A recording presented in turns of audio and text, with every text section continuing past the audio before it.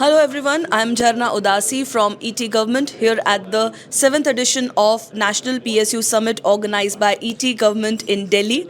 I'm joined by Mr. Manoj Tandon from Railtel Corporation of India. First of all, sir, thank you so much for joining us here at the conference. I wanted to understand from you how has your experience been so far and what do you look forward to? Thanks to ET government and all the sponsors of the organization for having me here. It was an exciting event. The discussions, what we have with thought leaders and opinion makers. It is the moment, and these are the instances and the events when we collaborate, we talk to each other, we resonate with each other to find out new solutions, to find out new method to work efficiently. It was very insightful discussions what we had today actually.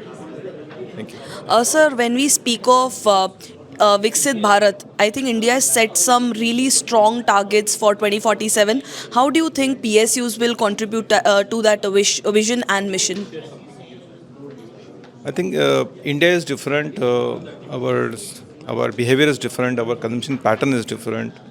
Our demographics are different. Our society is different.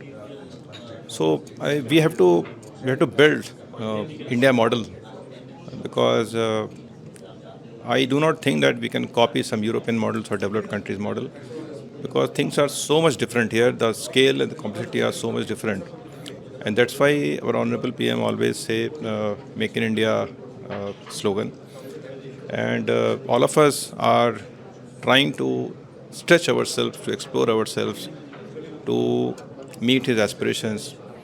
And PSUs are at the forefront.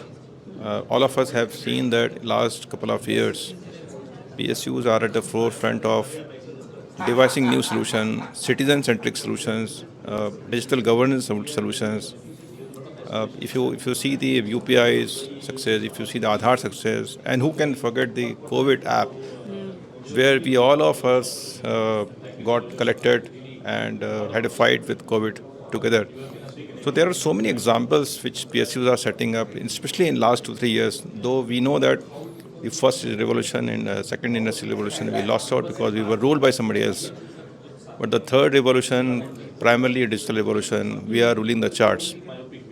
And I'm sure that with Make in India slogan, with the mission of 2047, we are going to ride it further through AI/ML interventions and so many other ICT interventions. Thank you so much for sharing your thoughts with us, sir. Thank you.